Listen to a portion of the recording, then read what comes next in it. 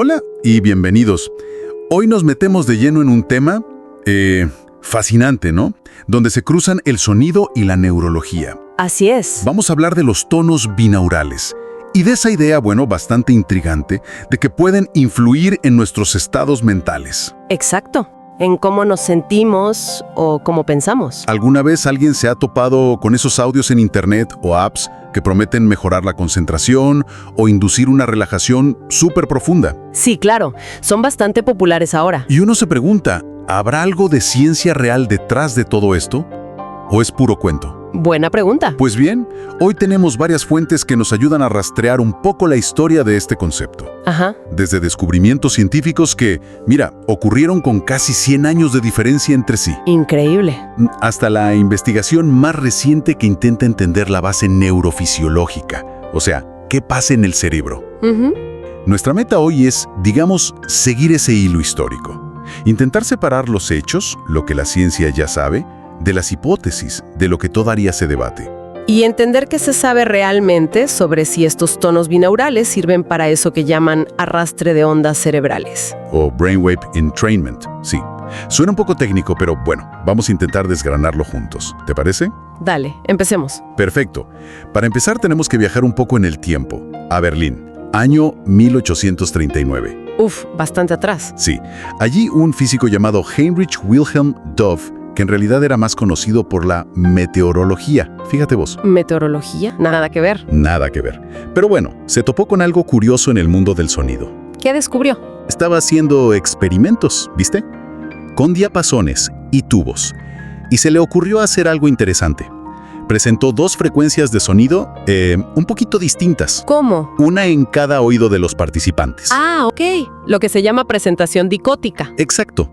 Y lo sorprendente fue que la gente no oía solo los dos tonos por separado. Entonces, Percibían como un tercer pulso, un ritmo, una vibración fantasma, digamos. ajá. Y lo más loco es que la frecuencia de ese pulso era justo la diferencia entre los dos tonos originales. A ver, un ejemplo. Si ponía 300 Hz en un oído y 310 en el otro, ¡pum!, la gente oía un ritmo de 10 Hz. 10 pulsos por segundo. ¡Wow! Y esto es clave, ¿eh? El método dicótico de Dove. ¿Por qué es tan clave? Porque demostró algo fundamental. Ese pulso fantasma no era una mezcla física del sonido afuera, en el aure. ¿No era que las ondas chocaban antes de entrar al oído? No. Se creaba dentro del cerebro. Era un producto, un artefacto, digamos, del propio procesamiento auditivo. Entiendo. Ahora, claro, Dove no estaba enfocado en la audición y, la idea de las ondas cerebrales ni existía en ese momento. Cierto. Así que su descubrimiento quedó ahí como una curiosidad científica, casi olvidada por Más de 130 años. 130 años. ¡Qué increíble! ¿Sí? Y hay detallitos técnicos. Funciona mejor con tonos base, las frecuencias portadoras por debajo de 1000 o 1500 Hz, más o menos. Ajá. Y la diferencia entre los tonos tiene que ser pequeña, usualmente menos de 30 Hz. Si es muy grande, ya no se percibe el pulso. Interesante. Mientras ese descubrimiento dormía, nos vamos casi un siglo adelante, a 1924, Jena, Alemania. Cambiamos de país y de disciplina. Totalmente. Nos encontramos con un psiquiatra, Hans Berger, y él tenía una motivación, bastante particular. Sí. Berger estaba buscando la base física de lo que él consideraba fenómenos psíquicos. Fenómenos psíquicos. ¿Cómo qué? De hecho, parte de su interés venía de una experiencia personal que él creyó que fue telepatía. Quería encontrar una especie de energía psíquica emitida por el cerebro. ¡Wow! Una búsqueda bastante fuera de lo común para la época. Sin duda. Pero en esa búsqueda dio con algo revolucionario. El electroencefalograma. Exacto. El 6 de julio de 1924, usando un galvanómetro muy sensible y, aprovechando una circunstancia particular de un paciente. ¿Cuál? Tenía un defecto en el cráneo, lo que facilitaba colocar electrodos cerca del cerebro. Y así logró registrar por primera vez la actividad eléctrica del cerebro humano. Increíble. Aunque le costó convencer a la gente, ¿no? Sí. Le tomó años validar que no eran simples artefactos eléctricos o interferencias. Finalmente publicó en 1929 y acuñó el término electroencefalograma, EEG. El nacimiento de una era en la neurociencia. Totalmente. Y Berger no solo registró la actividad, sino que fue el primero en identificar patrones, las primeras ondas cerebrales. Las famosas alfa y beta. Esas mismas. Describió las ondas alfa, que van de 8 a 12 ciclos por segundo, 8-12 Hz, típicas de alguien despierto, relajado, con ojos cerrados. Y que desaparecen si abrís los ojos o te concentras. Justo. Y también las beta, más rápidas, de 12 a 30 Hz, que aparecen cuando estamos mentalmente activos, alerta, concentrados. ¿Y cómo lo recibió la comunidad científica? Al principio, con mucho escepticismo. Pensaban que era imposible medir algo tan sutil. Pero en 1934, dos fisiólogos británicos, Adrian y Matthews, confirmaron sus hallazgos. Ah, eso lo cambió todo. Sí, esa confirmación independiente catapultó el EEG a la aceptación mundial. Berger básicamente fundó la neurofisiología clínica. Y a partir de ahí se abrió la puerta para descubrir más ondas, ¿no? Claro. La exploración siguió. En los años 30, otro investigador importante, W. Gray Walter, en Bristol, Reino Unido, ¿Qué hizo él? mejoró mucho la tecnología del EEG y así pudo identificar ritmos aún más lentos. Las ondas delta y teta. Exacto. Las delta, muy lentas, entre 0.5 y 4 Hz, que dominan en el sueño profundo sin sueños. Y las teta, un poquito más rápidas, de 4 a 8 Hz. Estas se asocian con la somnolencia, la meditación profunda y también son importantes para la memoria, el aprendizaje. Y las más rápidas de todas. Las gamma. Esas tardaron más en estudiarse bien. Las gamma, que vibran a 30 a 100 Hz, incluso más. ¿Tan rápido? Sí, se empezaron a reportar desde fines de los 30, pero su conexión con funciones cognitivas ya más complejas como la percepción, la atención, el aprendizaje, eso se consolidó mucho después, en los 80 y 90 principalmente. Entiendo. Pero lo fundamental de toda esta primera parte de la historia, y vale la pena repetirlo, es esto. El fenómeno auditivo de Dove y el mapeo eléctrico cerebral de Berger se desarrollaron por separado. Totalmente separados. Distintas épocas, distintos países, distintas disciplinas, cero conexión entre ambos durante muchísimo tiempo. Como dos mundos paralelos. Es increíble pensar en eso, ¿no? Dos piezas de un rompecabezas flotando por ahí sin que nadie las juntara. Y acá es donde la historia, como decías, se pone realmente interesante. Exacto. Porque por 134 años, nada. Trenes en vías paralelas. ¿Cuál fue el punto de encuentro? El momento clave. El año fue 1973 y el protagonista, un biofísico llamado Gerald Oster. Oster, ¿dónde trabajaba? En el Hospital Mount Sinai de Nueva York, y publicó un artículo que, lo cambió todo. En la revista Scientific American. Una revista de divulgación muy leída, ¿no? Muy leída. El artículo se llamaba Auditory Beats in the Brain, pulsos auditivos en el cerebro. ¿Y qué tenía de especial solo recordarlo de Dove? No, mucho más. La genialidad de Oster fue la síntesis. Fue el primero en conectar explícitamente el hallazgo de Dove, el siglo XIX. Con todo lo que se sabía ya de las ondas cerebrales de Berger y compañía del siglo XX. Claro. Exacto. Se dio cuenta de una coincidencia que, por increíble que parezca, nadie había señalado antes. ¿Cuál? Que el rango de frecuencias de los pulsos binaurales que la gente oía, más o menos entre 1 y 30 Hz. Justo el rango de las ondas cerebrales principales. Delta, teta, alfa, beta. ¡Wow! Ahí está. Esa fue la conexión clave. De repente, esos pulsos fantasma dejaron de ser una rareza auditiva y pasaron a ser una posible herramienta, quizá para modular la actividad cerebral. Esa fue la idea que surgió. Y al publicarlo en Scientific American, como decías, la idea se esparció rapidísimo, más allá del ámbito puramente científico. Claro, llegó a mucha más gente. Exactamente. Oster, en su artículo, hizo un buen resumen de lo que se sabía. Confirmó los parámetros para oír los tonos, como que las frecuencias base debían ser bajas. Discutió la posible base neurofisiológica, sugiriendo que se procesaban en el tronco encefálico en relación a cómo localizamos sonidos. Y algo muy importante, diferenció bien los tonos binaurales creados adentro de los monoaurales. ¿Cuáles son esos? Los monoaurales son cuando dos sonidos interfieren afuera, antes de llegar al oído. Es una mezcla física real. Los binaurales son una ilusión cerebral. Entendido. Y Oster sugirió usos. Sí, Incluso se aventuró a proponer posibles usos diagnósticos, por ejemplo, para detectar diferencias en la percepción en pacientes con Parkinson. O sea que Oster realmente le dio un empujón enorme a esto. Abrió la puerta, sin duda.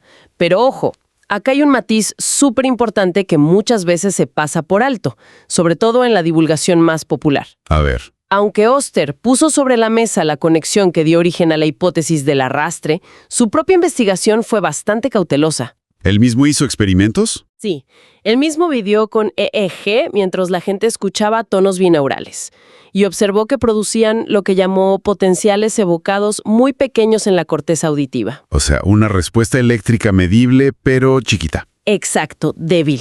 Y su conclusión textual en el artículo fue que estos tonos eran de poco beneficio para producir arrastre auditivo. Mira vos, eso es clave. Él conectó los puntos, pero fue escéptico sobre el poder real de arrastre. Correcto. Y eso contrasta mucho con las afirmaciones más audaces que vinieron después, ¿no? Especialmente en el ámbito más comercial o de autoayuda. Entiendo. Pero bueno, a partir de Oster, aunque él fuera cauto, nace esa idea potente del brainwave entrainment. ¿Cómo se define exactamente esa hipótesis? Es la idea de que el cerebro, que tiene sus propios ritmos eléctricos naturales, podría, digamos, engancharse o sincronizar sus oscilaciones con un estímulo rítmico externo. Como el pulso del tono binaural. Exacto. La teoría sería, si le presentas al cerebro un pulso de, digamos, 10 Hz, que es la diferencia entre 440 y 450 Hz, por ejemplo. El cerebro podría empezar a generar más actividad eléctrica justo en esa banda de 10 Hz, o sea, en alfa. Lo que te llevaría a un estado más relajado asociado con alfa. Esa es la teoría. O un pulso de 4 Hz podría, teóricamente, inducir ondas teta o delta, favoreciendo la somnolencia, la meditación. Esa es la hipótesis del arrastre. Vale, entiendo la lógica. Y si eso fuera cierto, ¿cómo intentan los científicos medir si ese arrastre está pasando de verdad? ¿Se puede ver en el EEG? Sí. El EEG es la herramienta principal.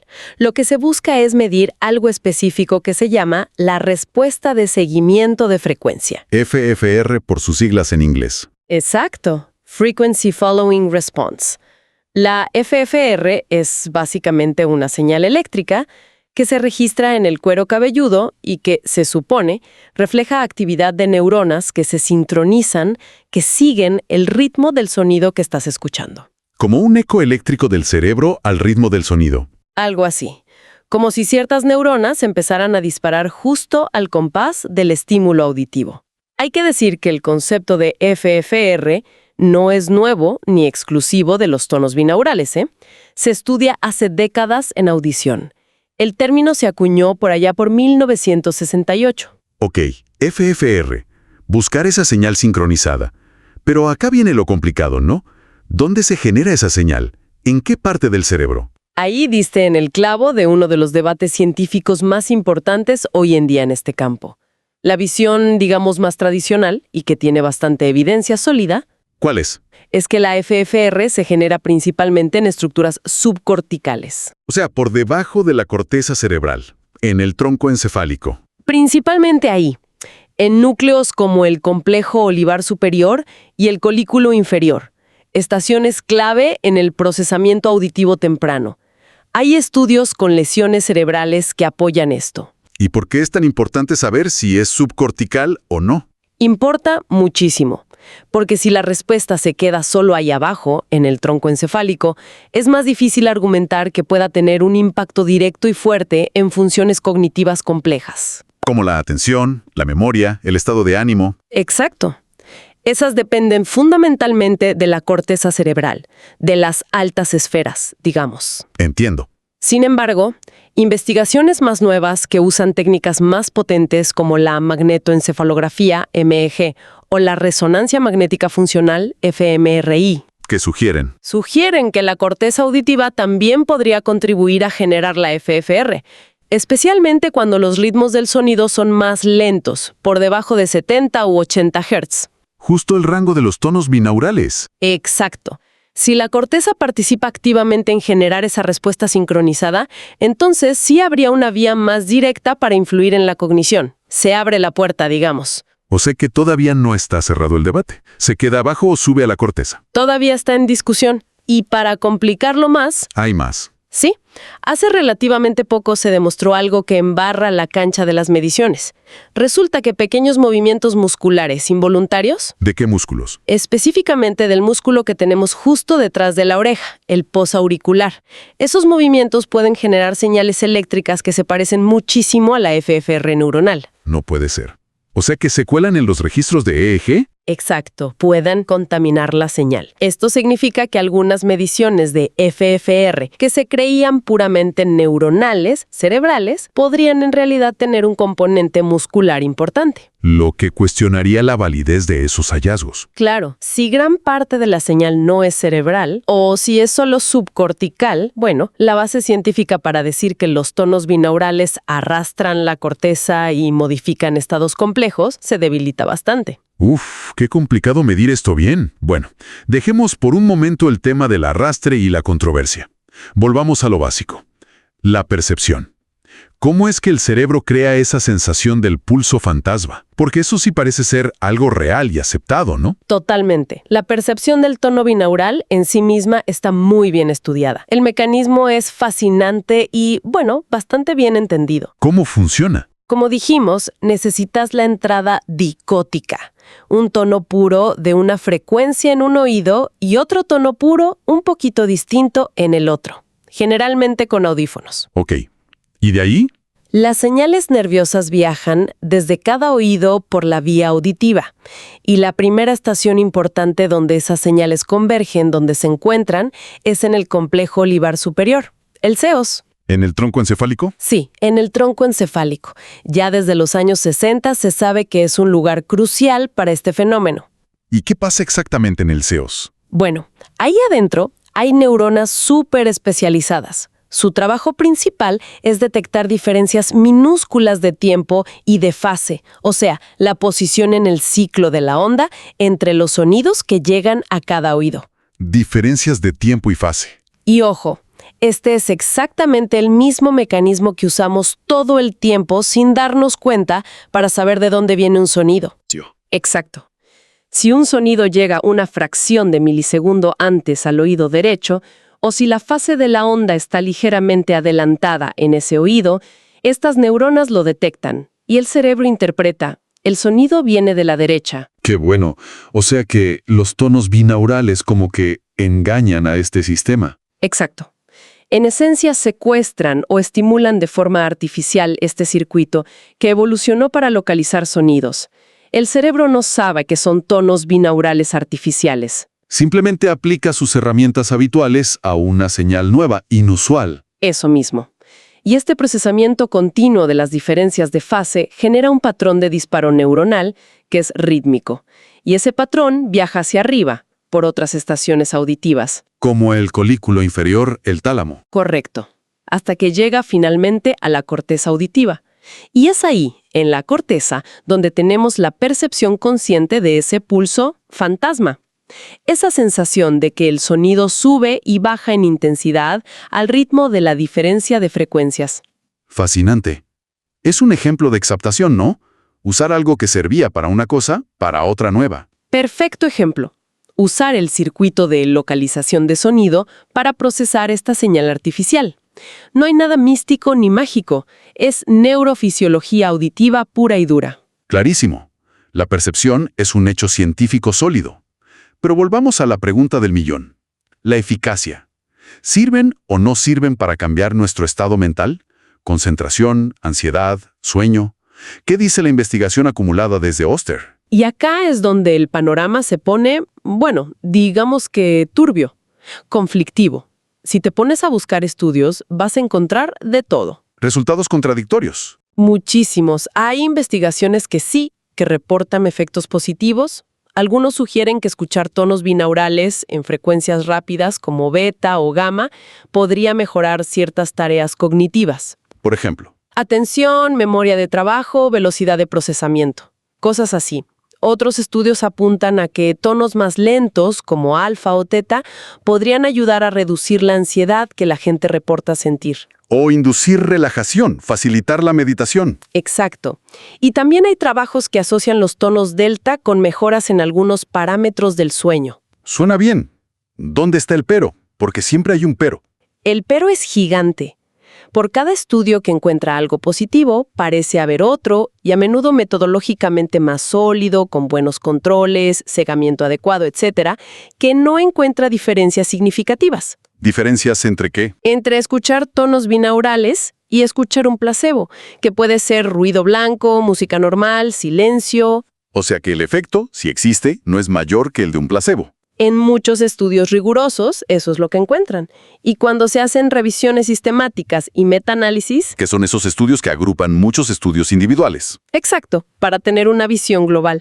La conclusión casi siempre es la misma. La evidencia es inconsistente, no concluyente. En el mejor de los casos, sugiere efectos pequeños y muy variables. O sea, nada sólido. Nada sólido. Incluso, ojo, hay estudios que reportan efectos negativos. Recuerdo uno que encontró que escuchar tonos teta empeoraba el recuerdo inmediato de palabras comparado con un control. Vaya, pero ¿por qué tanta inconsistencia? Si la percepción del tono es clara, ¿por qué es tan difícil demostrar si tiene efectos consistentes en la mente o el ánimo? Es una excelente pregunta. Y toca varios puntos. La razón principal que se da es la tremenda variabilidad metodológica entre los estudios. ¿En qué sentido? En todo sentido. Usan distintas frecuencias portadoras, distintas frecuencias de pulso, distintas duraciones de escucha, minutos, horas, volúmenes diferentes, diseños experimentales totalmente distintos con o sin grupo control, qué tipo de control, si saben o no lo que escuchan. Un caos. Un caos total. Y sobre todo, usan técnicas de análisis de EEG muy diversas, buscando cosas distintas. Esta mezcla hace casi imposible comparar resultados entre estudios o replicar hallazgos de forma fiable. Es como comparar peras con manzanas todo el tiempo. Exactamente. Es muy difícil construir conocimientos sólidos sobre una base tan movediza. Entiendo. Y mientras la ciencia debate y no se pone de acuerdo, tenemos aplicaciones, productos que usan estos tonos con afirmaciones bastante seguras, ¿no? Pienso en el Instituto Monroe, por ejemplo, con su tecnología Gemisync. Claro. El caso de Robert Monroe y el Instituto Monroe es súper conocido. Desde los años 70, ellos desarrollaron y popularizaron mucho esta tecnología, Gemisync. ¿Qué es básicamente? Consiste en meter tonos binaurales, a menudo mezclados con música, sonidos de la naturaleza, otras cosas, con el objetivo claro de inducir lo que ellos llaman sincronización hemisférica. ¿Y para qué? Para facilitar el acceso a estados alterados de conciencia, experiencias fuera del cuerpo, cosas así. Ellos han usado mucho el EEG en sus programas para intentar correlacionar frecuencias con los estados subjetivos que la gente dice experimentar. ¿Y qué dice la ciencia más académica sobre estas aplicaciones como Gemisync? Bueno, es un ejemplo perfecto de la brecha que suele haber entre las afirmaciones en contextos aplicados, comerciales o de desarrollo personal y los hallazgos de la investigación académica rigurosa revisada por pares. Un desfase. Un desfase importante. Mientras que algunas de estas aplicaciones hablan con mucha seguridad sobre inducir estados mentales específicos y beneficiosos, el consenso científico actual, basado en la evidencia publicada, es muchísimo más cauto. Por lo que venimos diciendo. Exacto. La investigación académica sobre los efectos cognitivos o emocionales de los tonos binaurales es, como vimos, contradictoria e inconclusa. Entonces, desde la ciencia estricta. Desde una perspectiva científica estricta, las afirmaciones sobre la eficacia terapéutica o de mejora cognitiva de los tonos binaurales todavía carecen de un respaldo sólido, consistente y replicable. Significa que no sirven para nada. No necesariamente. Quizás para algunas personas, en algunas circunstancias, puedan tener algún efecto. Tal vez por placebo, por relajación general inducida por el sonido. Pero la idea de que son una herramienta fiable para arrastrar las ondas cerebrales a voluntad y producir cambios específicos, eso a día de hoy no está demostrado científicamente. Falta investigación más rigurosa. Mucha más, y sobre todo más estandarizada en sus métodos, para poder comparar resultados. Bien, creo que hicimos un buen recorrido. Empezamos allá lejos con Dove y su ilusión auditiva casi accidental en el siglo XIX. Ajá. Pasamos por Berger y su mapeo pionero de la actividad eléctrica del cerebro a principios del XX. Vimos cómo esos dos mundos que no tenían nada que ver. Convergieron gracias a Osters en 1973. Exacto. Con esa síntesis brillante, notando la coincidencia de frecuencias y abriendo la puerta a la hipótesis del arrastre de ondas cerebrales. Ujú. Y exploramos por qué esa hipótesis sigue siendo tan controversial hoy. Dudas sobre el mecanismo real, la FFR, dónde se origina, cómo se mide bien y la enorme inconsistencia en los estudios sobre su eficacia real. Exacto. Y si hay una idea clave para llevarse de todo esto, creo que es esa distinción fundamental que remarcamos. ¿Cuál? La percepción de los tonos bineurales. Ok. Que nuestro cerebro genere ese pulso fantasma al oír dos frecuencias distintas, eso es un fenómeno neurofisiológico real, bien documentado. Sabemos más o menos cómo pasa, ligado a mecanismos del tronco encefálico para localizar sonidos. Eso es ciencia establecida. Ok. La percepción es un hecho. En cambio, la eficacia de esos mismos tonos para arrastrar de forma fiable la actividad global de nuestras ondas cerebrales y producir cambios específicos, predecibles, útiles en nuestra cognición, ánimo, comportamiento, Eso sigue siendo una hipótesis. sigue siendo, a día de hoy, una hipótesis científica.